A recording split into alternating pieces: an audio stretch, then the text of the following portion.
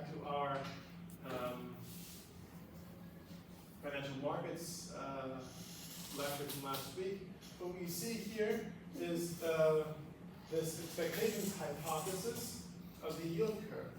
Right? If we assume, or if we linearize, right, or we assume that there's no covariance between the our marginal utility from what do we call the shadow value of nominal wealth, and the payout next period of a one-period bond, right? You'd see that we have the discount payout for the price for a two-period discount bond is then simply the product of the discount payout for one-period bond today and the expected payout of the discount one-period bond tomorrow. This expectations hypothesis of the yield curve, right? Because we have some potential covariances, which you can think of here, you can write this this expression out here in terms of the product of the stochastic discount factor today and tomorrow expectation. Right? And there's reason to believe that those two might be correlated. Right? You can see that here, obviously, because the numerator and the denominator here are the same, or sometimes think about, if we're smoothing our consumption, then in some sense our marginal utilities from consumption should hopefully be correlated across time. There should be a covariance term. Right? Okay. So this should hopefully give us a little bit better insight where this comes from, and the reason simply why Gali writes this in here is to make explicit that we have this other security. We assume that there are perfect financial markets, and what this means, right, is that we have this state-dependent security that we're trading on that's the full spectrum of states contingent currency. So you can, in our household, does go to the market and insures and buys and trades in securities for every possible contingency of the world. Right? So if you lose your job next quarter, if you have to go to part-time work next quarter, if you have to go to part-time work and start another job next quarter, right? If it's sunny next quarter, if it's rainy next quarter, every possible contingency is contained in this set of securities. And that'll be important when we think about what this means for households in different countries in just a minute. Okay, but otherwise, right, if we think about just our aggregate consumption good and the price of this aggregate consumption good, we have the same first order conditions as before. Right? Again, aggregate consumption good now is not equal to aggregate domestic production because we have trade. Right? And same thing, aggregate consumption price movements are not the same as aggregate production price movements. Again, because of trade.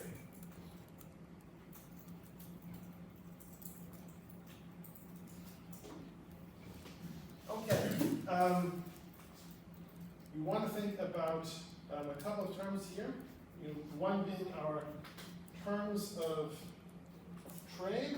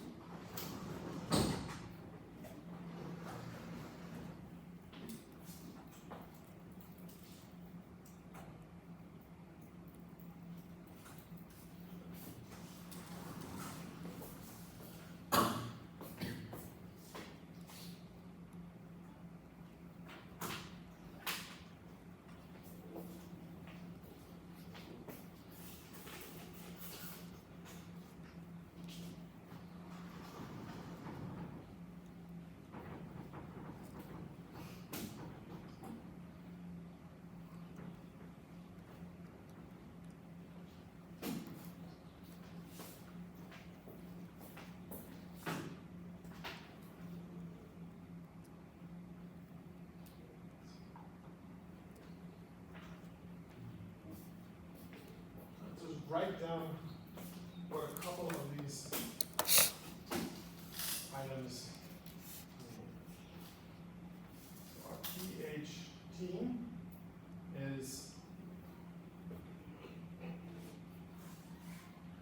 dong per good at home. And all the prices we first now written down here.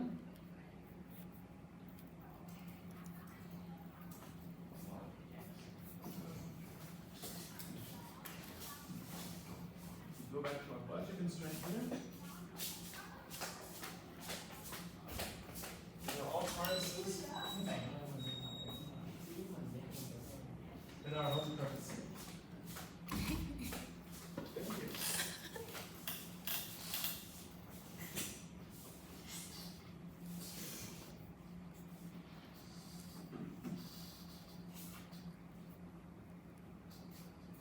All right, we have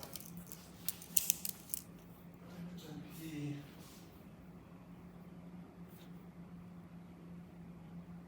I team.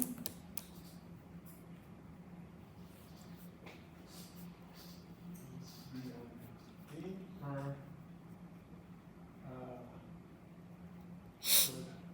good basket.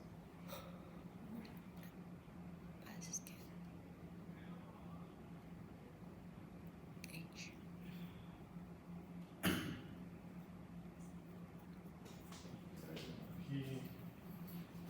PFT is DND for our import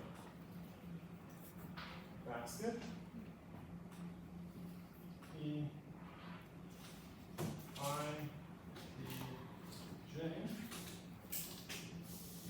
is dong per good J from country I.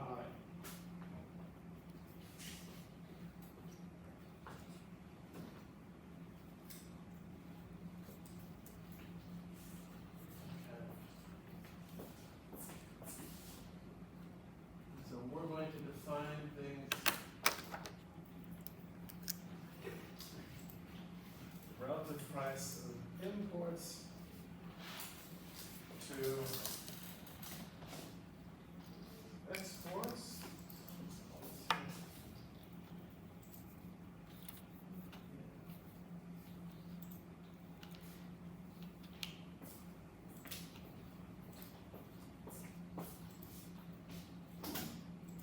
So SI team is the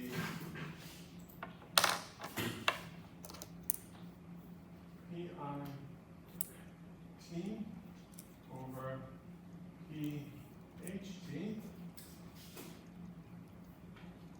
which is giving us, now we can substitute these in here.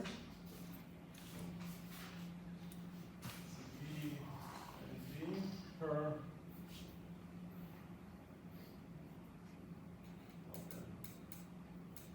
basket I, relative to B and B basket from home. Right, and this gives us then Basket. And basket home.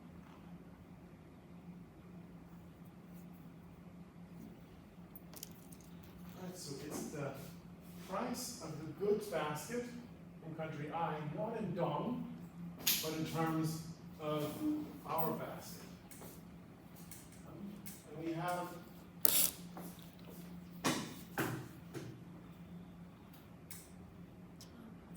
a lot of these individual bilateral terms of trade. We can also write then here our effective terms of trade. Let's aggregate this across countries, or we can just look at the price of our imports.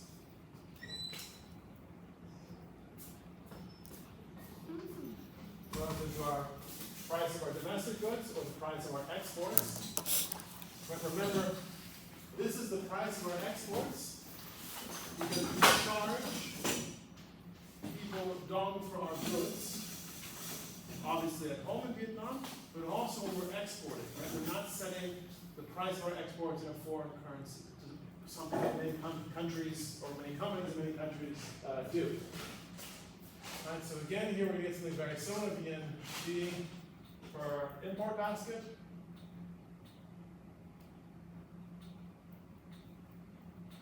VND, our basket of goods. Right, so this again gives us the price in our baskets of our total import basket.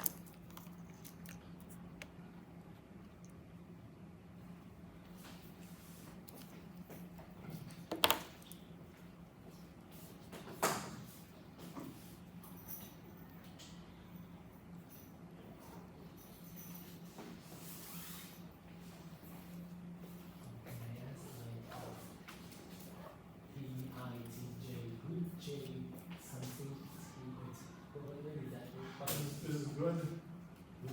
Let me write this a little more. Remember I told you about my handwriting. Good. J. From country I. Sorry, so the bilateral is like you compare the whole basket with one another basket from another country, but then the effective is your whole basket with the rest of The rest of the world, right? So you can bilaterally, right? So this would be our basket with maybe with China, or a basket with Indonesia, or a basket with the United States, right? And this is going to say something bilaterally about the two countries, but there's also something very country specific. We can think about the terms of trade with the United States, perhaps having changed because of something Donald Trump has been doing recently. The U.S. is an important trading partner of Vietnam, sure, but Vietnam has lots of different trading partners. So perhaps, and the assumption in our model is every country is infinitesimally small. So whatever problems might arise, perhaps with the U.S. Vietnamese terms of trade, this might not affect the entirety of Vietnamese trade. So it's the effective terms of trade. This is telling us something about. Right, so again, think of this, and if we start to think in terms of currencies, we would think of this maybe, right, it's a real exchange rate. We could think of the nominal exchange rate. We have dong per dollar, dong per euro. This object is amazing. This is dong per basket of currencies. It's telling us in the nominal terms, it tells us something about the average weighted purchasing power of our currency, something like that. It's a little more difficult. This case, in terms of trade, is a little less easy to think about in nominal terms and easier to think of it in real terms. The other variables we're used to thinking more in nominal terms. So the price of a good or a bilateral exchange rate, we think of more, right, how many dong per other currency, or the other way around, depending on when we write it. But the effective terms of trade is telling us, right, the import basket, the collection of all the goods from the rest of the world, right, how many of those do we get for our basket? So it's telling us about our relative competitiveness in the world economy. Alright, so for the symmetric steady state here, we can give this then simply as the sum of all of the individual bilateral log, right, so the average bilateral terms of trade.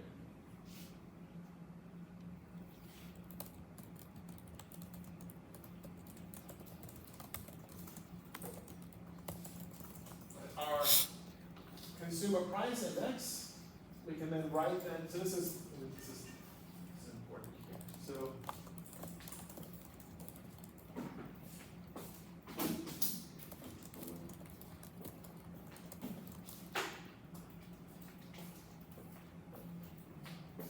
I'm going to write this in a lowercase s. It's a cursive s. So if I write little s here, is this little or big? It's hard to tell. There it's easy to tell. Yeah? So this is just the, I'm sure you have, do you have like a cursive handwriting in Vietnamese where we don't print every letter but you write things together? Like, Yeah. Yeah. right? Now, course, you have that in every country, but it's different, I've noticed, in Germany and America. So this is always a big problem, so it's probably different here, especially like in the Yeah.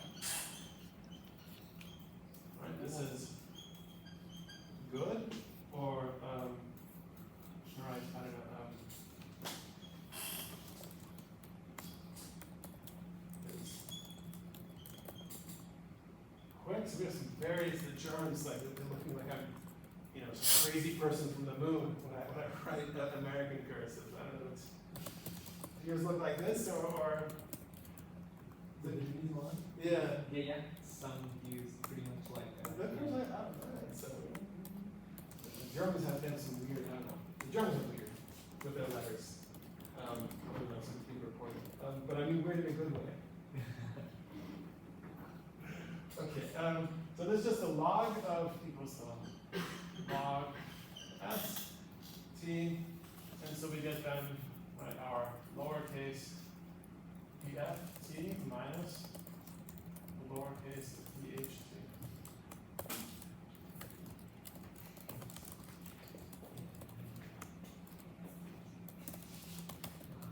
Sorry. Yeah. So for the effective term of threat, like you write the integration like from 0 to 1, like this is also like an index. So we can relate it to the bilateral terms of trades. Think of it essentially like, you know, if we're doing this in nominal terms, if this is our nominal exchange rate, right, we want to get some measure for the value of our currency, we could take the nominal exchange rate with the baht, with the yen, with the dollar, with the euro, weight them with by how much we trade them, what the size of the economies, and average. And that's to get some global measure of the value of our currencies. And that's essentially what's going on here. The effective terms of trade is in real terms. It's how much of our domestic basket we have to trade for each individual foreign country's basket. And we average it across these countries, but since these countries all have equal weights, and we're indexing in a 0, 1, we just sum up these values.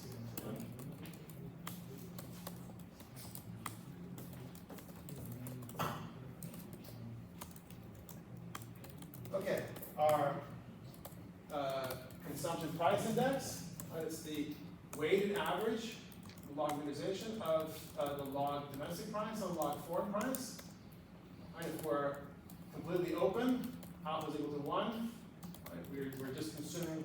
Right, San Marino doesn't really produce anything; it's too small, so its consumption basket is the Italian consumption basket. Right, the country closes things off. Right, if America stops trading with the world and doesn't want to trade with South Korea or any of these, you know, the Hyundai, I don't know if you've heard about this, it's a dramatic scene. Right, then, you know, we would close off the economy, alpha would be to 0, and indeed our CPI would be the price from domestic goods. Right, we can now connect our CPI, PPI, we can take this and, and here we can take the difference between the PF and the PH with the factor alpha in, and we get that our CPI is equal to the price of our domestic goods plus alpha times the terms of trade. Right? Which means that inflation, CPI inflation, is going to be the same as producer inflation plus the change in our terms of trade. And here, we should think about what this means.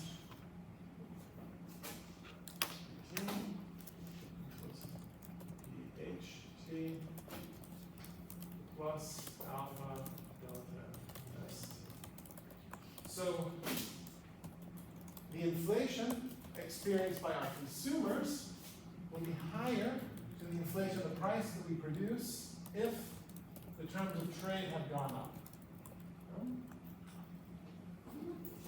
If we think of this, this makes what this is telling us is that foreign goods have become more expensive in terms of our goods. Right? So we're importing. Right? So if the terms of trade goes up, this means that we are having to give up more domestic baskets per import basket, which would tend to make things more expensive for our consumers than what's actually being filled by or measured or charged by our producers.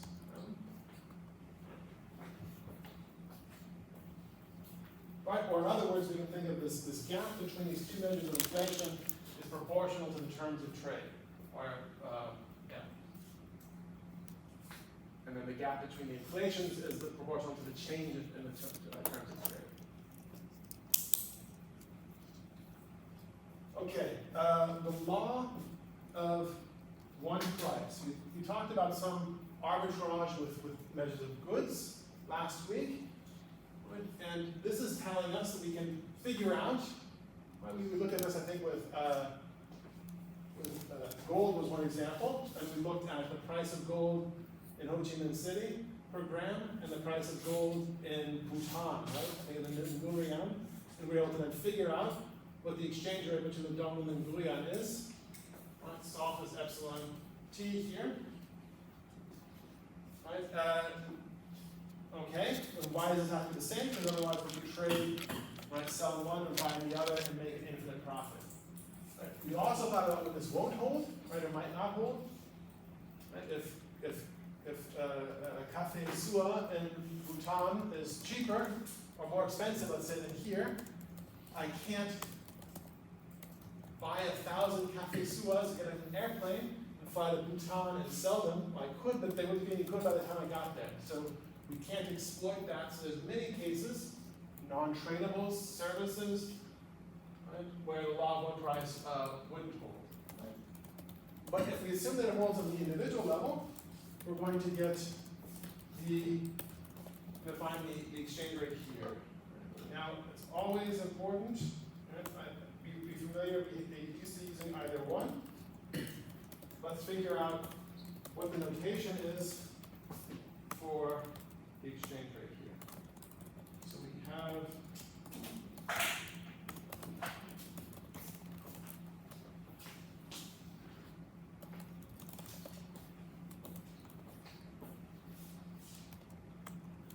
P I T J.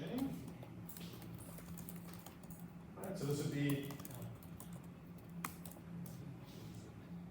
the price of maybe gold.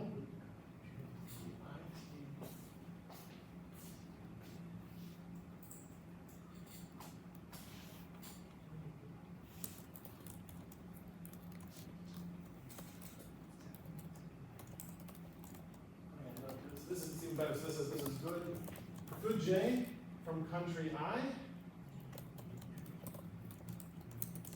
And dong has to be equal to the nominal exchange rate times, there's one J too many there, I'll fix it in a second, of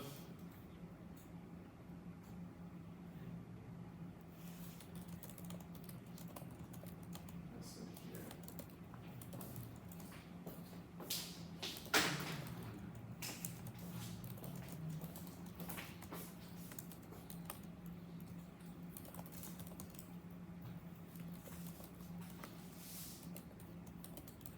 P I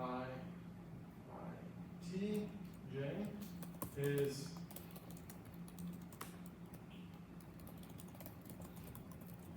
then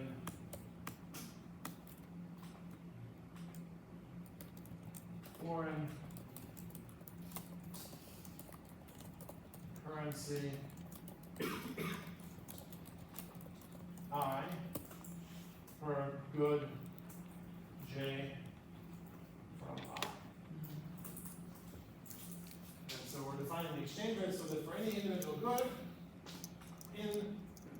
from country I, good J from country I, the price in dong or the price of the foreign currency is going to be related to by the nominal exchange rate as we defined it here. Okay, so let's then figure out VIT is equal to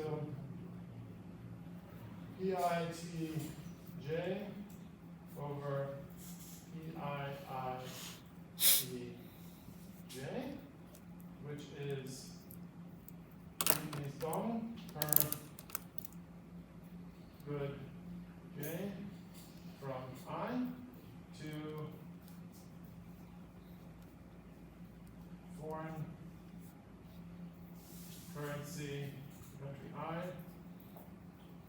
good J from I. So this is measured in terms of Vietnamese dong per foreign currency I. Right, so this is the price notation. Right. Last week we used the quantity notation. So my favorite ISLM textbook, Montafoni textbook uses. On the one hand, it's maybe pedagogically it'd be better to use the same notation across the different weeks. On the other hand, it's really important for you to keep in mind that this exchange rate can be defined in different ways from different perspectives. It's always useful, it's always worth your time when you're doing some of the international economics to just write this out. Write up a little table. This will take you like 30 seconds. If you're looking at a paper or the like, just make this little note so that you know that. So what does this mean? And then I write one more thing here. So BIT goes up. This means that the dong is it appreciated or depreciated?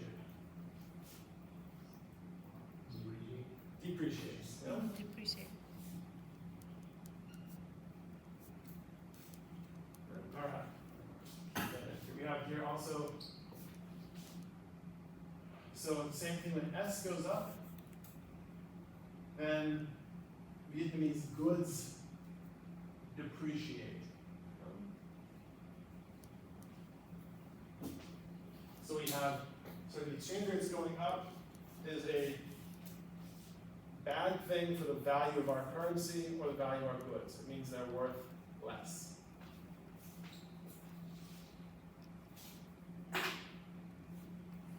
Right, but so if that holds on an individual level,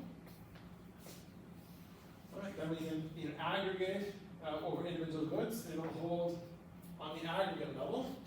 So the price of the basket of goods in dong is then going to be equal to the exchange rate times the producer price index from that country.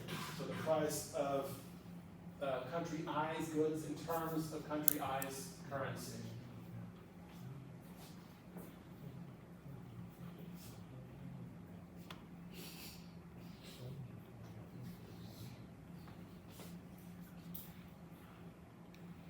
All right, so we can now, if we use the definition of, so let's put this PIT.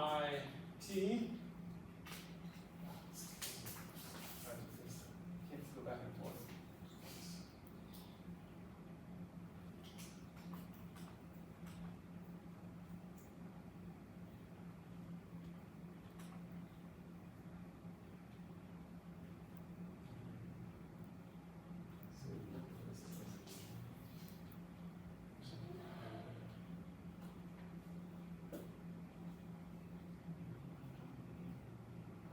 PIT, sum over all the goods, and then to get to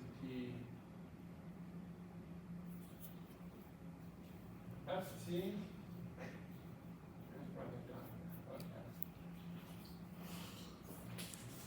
but it's another one of these aggregators. We can aggregate over them.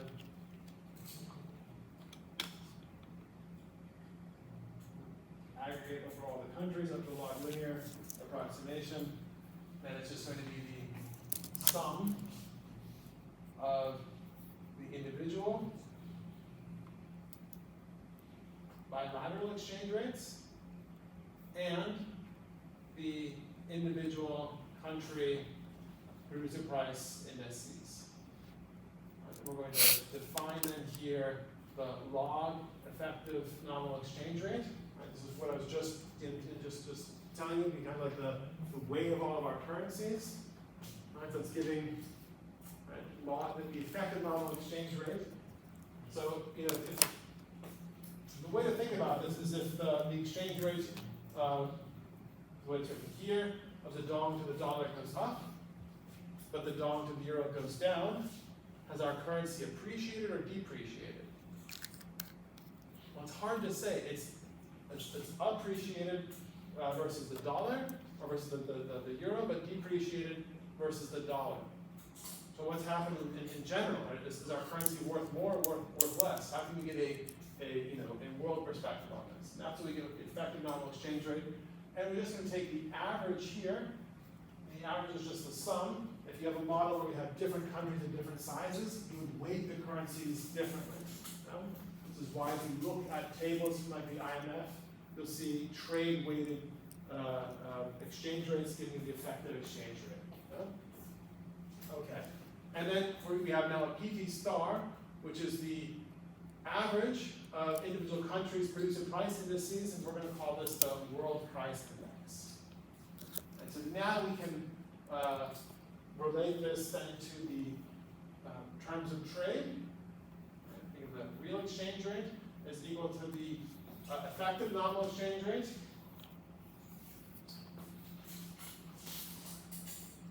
times the world price divided by whole price. Right, so we can think of this if we unlog it. Right, we effectively essentially have up to a first order approximation. Right, we have these geometric weighting things. So we have then our capital ST is approximately equal to our capital ET,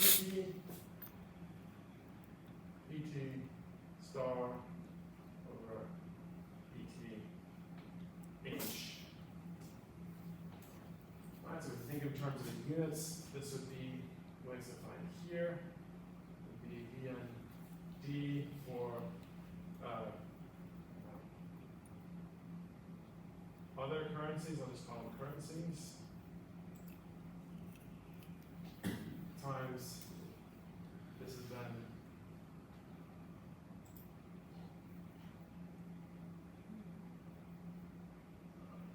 currencies world good. And we have VND for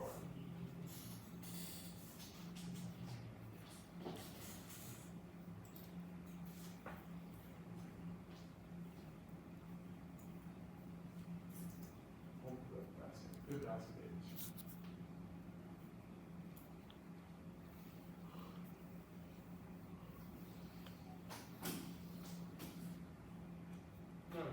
Cancel things out here, we get then that this is food basket H to this world basket, right? And we're importing here, this is our import basket. We've related now not to the price of imports, but to the producer price level from abroad. Right, which, right, here we go, so like the consumer and producer prices for the world are going to be the same. That's what's going on here. That's why these two things coincide. And so EFT and PT star are going to be the same. That's yeah, I already said it.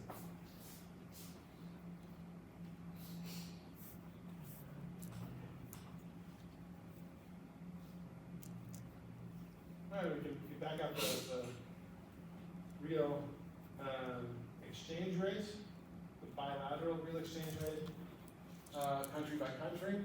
Right, and we're going to see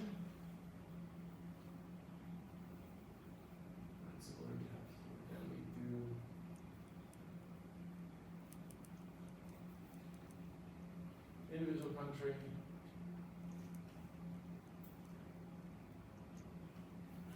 Right, we get Q.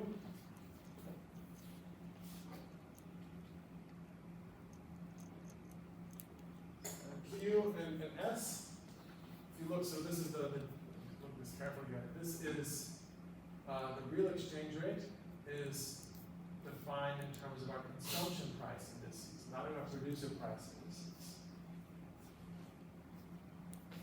This is based on our demand of goods. So now we have to keep in mind the price again that we pay as consumers is different than the price we have for producers in our home country. So you can write this then out here.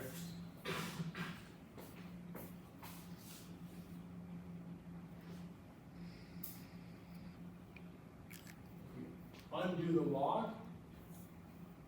Right? We have epsilon t dt star over dt on y t.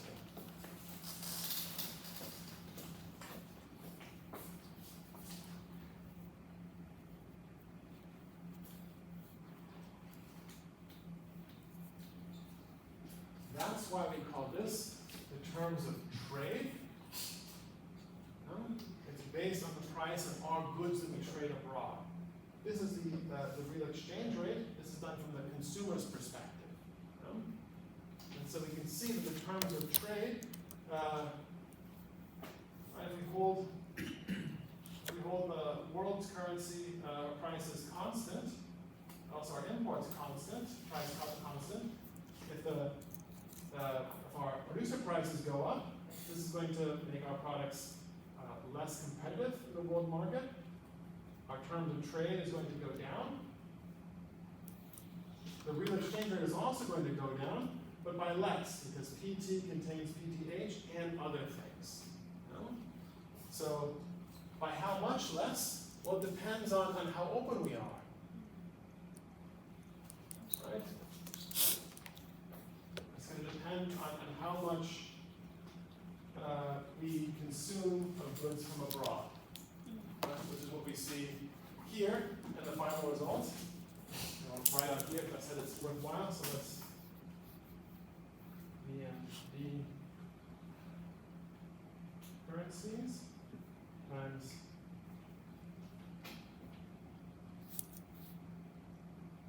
currencies world good.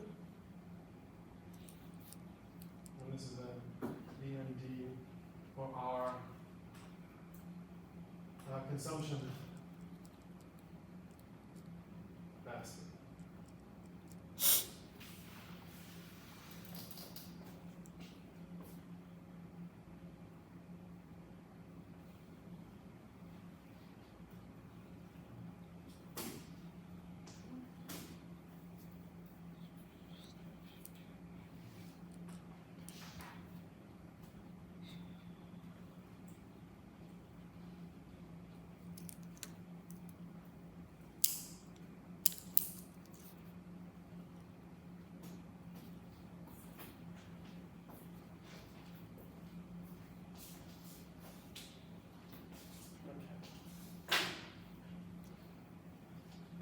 Right, so these two Q and S are going to be the same up to this openness term.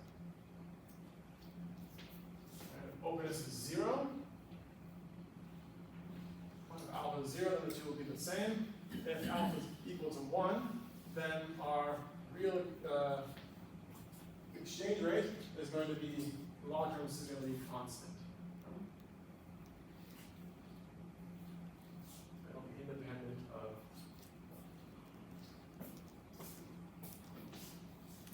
Right, if we're completely open, then our consumption basket is the world basket. In San Marino, they have the Italian goods basket. They don't have anything, they have it's Italian supermarkets, it's Italian. And so imagine now here, we have, if we all buy all of our goods from let's say some big international company, it's called Amazon. Amazon runs all the supermarkets, runs the canteen, runs Amazon runs like all of our food services everywhere around the world. We're all gonna be eating the same thing, right? I mean, the horrifying, McDonald's around the world, the whole world is just McDonald's, and we're all only eating McDonald's all the time, right? So then the consumption basket and the world basket are the same. They're equal to 1, and so the log of it is equal to 0. But as long as you, oh no, I forgot the name. I need to remember the name. Consume different goods in different countries, right, because we're not completely open.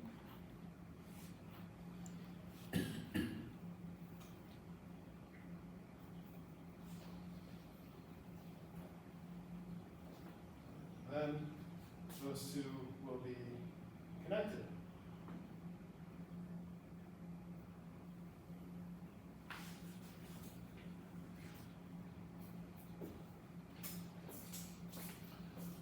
Okay. And now we're going to think about this international risk sharing.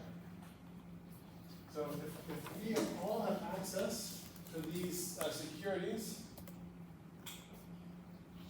so we can trade away risk, what we're going to be doing is we're equating the marginal utility from consumption across countries. There's no specific country risk. Right? We all, right, if you think of this, right, you can think of risk sharing, also like idealized, and many times also perhaps like Vietnam, if you take like a collectivist ideal to its extremes, everybody in Vietnam should be sharing all the risk and all the benefits, right? Which means everyone should be equally hungry or equally full, right? If we have some equality pushed through from an organizational government perspective, you would get marginal utility equated across individuals, right? And we think of perfect financial markets would do the same. The reason being, like, if otherwise, if our countries, if we're exactly identical, and that's the assumption here, everything is exactly symmetric, and people in one country are hungrier than in another country, because marginal utility from consumption is higher than in another country, right, they'd be willing to pay more for something. If we think in advance, we're going to be hungrier tomorrow than in another country, we'd be willing to trade a security, right, to reduce our expected hunger tomorrow. Right, in exchange, we're going a little bit hungrier today, and we just need to find people in another country who have the exact opposite. And these two relations are going to be, as long as they're different, we're going to be trading these securities, which is going to be lowering our expected hunger tomorrow, but raising our hunger today, and we keep trading that until our trading partner has the exact same marginal utilities across time as we do. What this does is going to then connect our domestic consumption to the real exchange rate. Right? We're trading our goods today for securities insurance contracts because we're expecting to be hungrier tomorrow in another country, right, which is affecting the exchange rate today. Yeah? Right, so this real exchange rate is then going to be a key variable behind domestic demand. Right, so we can see this in terms of our first order condition if, right, bonds are traded internationally. Like not only, let's add in, we can add in some securities here.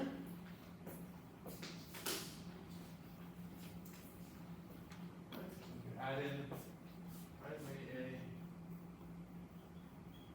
QT plus SI. discount price in dong for a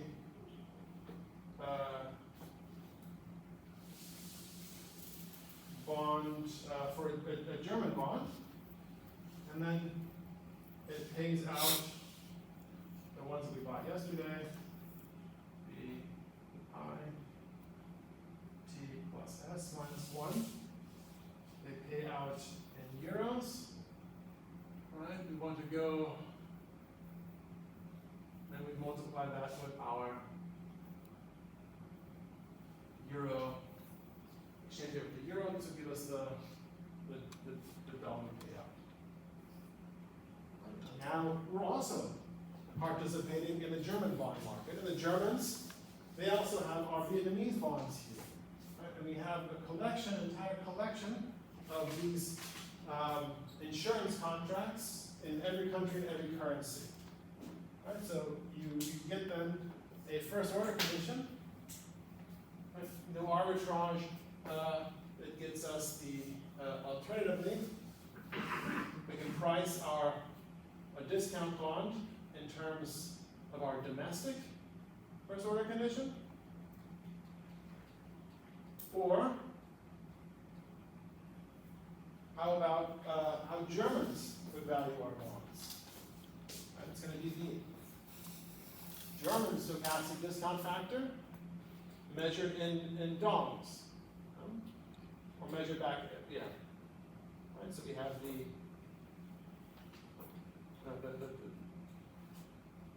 this is the dong payout, and this is then how the dong is valued in Germany. So this exchange rate turns the dong into the euro in Germany.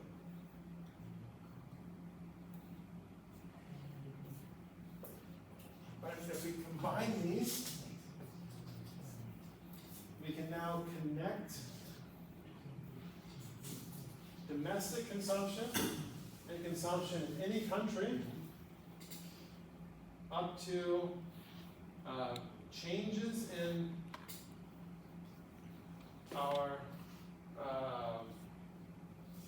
changes in consumption movements. Right? We have consumption movements here. This growth are going to be related to this changes in these security based stochastic discount factors up to this our risk. If we start in the world, we have equal price, equal consumption, because we're a symmetric world in the beginning. If B equals 1, right, then we're going to have consumption that's going to at home, is going to move consumption abroad, up to here our real exchange rate. Right, we have here connecting 20 and 9, right? It's our consumption price index. And we have our price in a country I. This is giving us our real exchange rate, connecting our consumption basket with country I's basket. All right, and if we sum this across countries, we're going to get that our consumption is equal to world consumption up into a factor of the real exchange rate. Right? So our real exchange rate goes up. This means our goods depreciate. Right? We become less. We have to give up more of our consumption baskets for the world basket, then our consumption is going to be less than the world's consumption.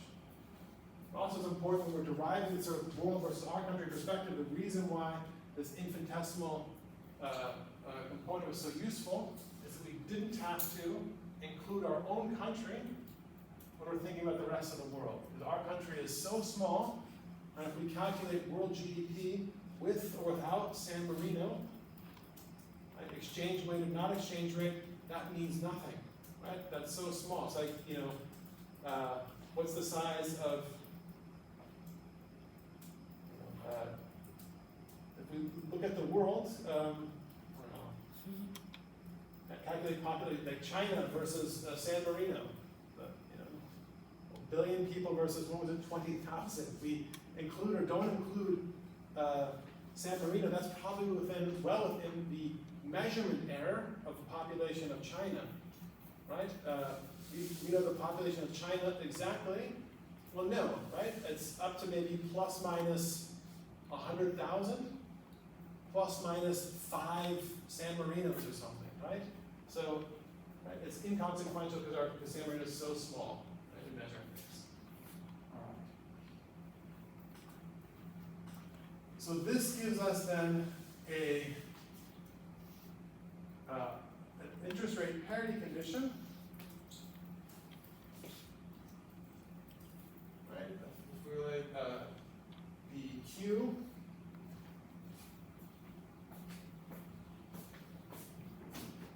from the, it's also, this is the Q from the exchange rate. I should make sure.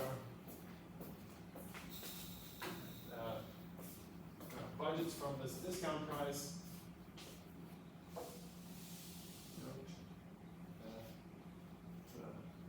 Q here is discount on price from baseline Keynesian, not the real exchange rate, not the effective.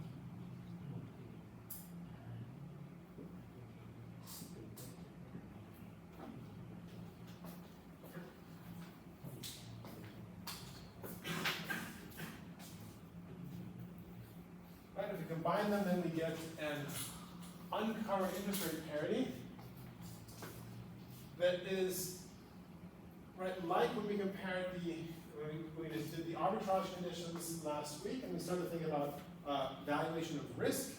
And because our households, both domestic and abroad, are risk averse, right, we have this, it matters whether these twin expectations have the same payout on average, or whether this the payout from one country is going to be higher when we're hungrier, or higher or lower when we're hungrier. We're going to value them differently. Right? That's our stochastic discount factor difference. Up to first order approximation, right? This risk aversion, these risk premium terms are going to drop out, and we get then this uncovered interest rate parity condition we saw last week. Something about that now we have the change in the exchange rate, so the exchange rate goes up. This means that the dong depreciates in its expectation. Which means that if our nominal interest rate is higher than the world's nominal interest rate, then we must be expecting the dong to be losing value.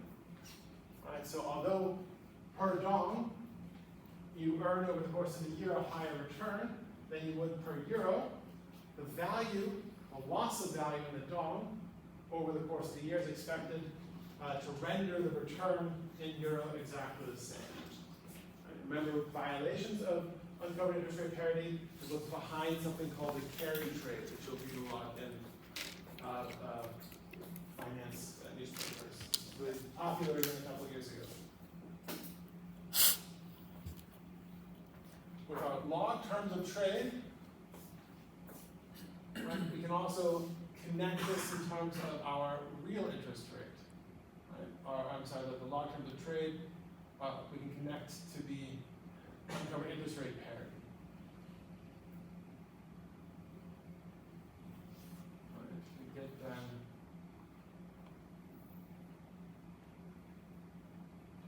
right, so this gives us the exchange rate is equal to foreign return minus domestic return plus expected exchange rate. If we now turn the nominal exchange rate into the terms of trade, right, which is the real exchange rate for producers, for traded goods, using our producer price basket.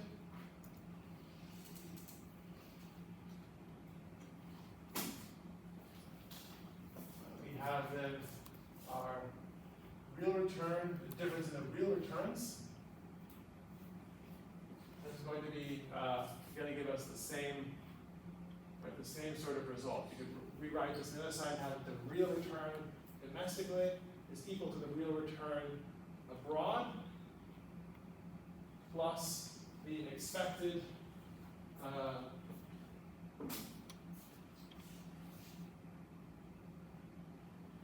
appreciation, no, plus the expected depreciation of the terms of trade. If our real return is higher here than abroad, then we'd expect the terms of trade to deteriorate over the course of the next year.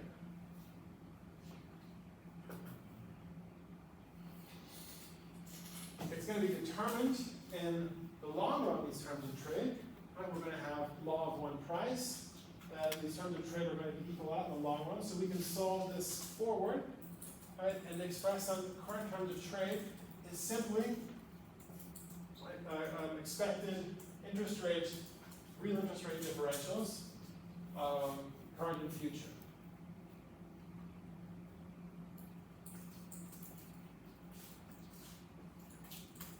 All right. We're just going to talk about the firms for 1 second, and we'll do the derivations then after lunch.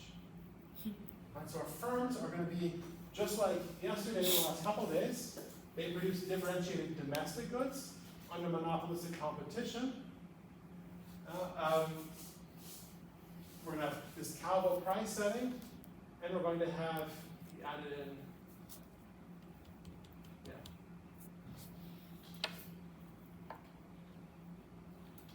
and we're going to set our export prices in our own currency. Right, so we don't have the dong price for our good here in Vietnam and the dollar price for our good that we export. Right? You can think of companies, there's many countries that do that. No, we're going to do this all of our prices are set in our producer currency. And so what we're going to have is that our domestic inflation, the inflation of our goods, we're going to have our domestic inflation is going to depend on these marginal costs, just like before. Right? We're going to be setting a price on marginal costs, but we also now have an effect for the exchange rate to come in. If the exchange rate changes, this is going to make our goods cheaper or more expensive to foreigners in their own home currency, which is going to change their demand for our goods. So we're going to take into account then also these exchange rate driven demand shifts. Right? So it's not just I want to change my price relative to my competitor's price at home, change my price to the producer price index from last period. That's going to be based on marginal cost and also this discounted sum of future marginal costs. But I'm also going to have the effect of some of my demand shifts, right, are going to depend on where the exchange rate is going to go. That can also be contributing to inflation. And we'll see that then after lunch, okay?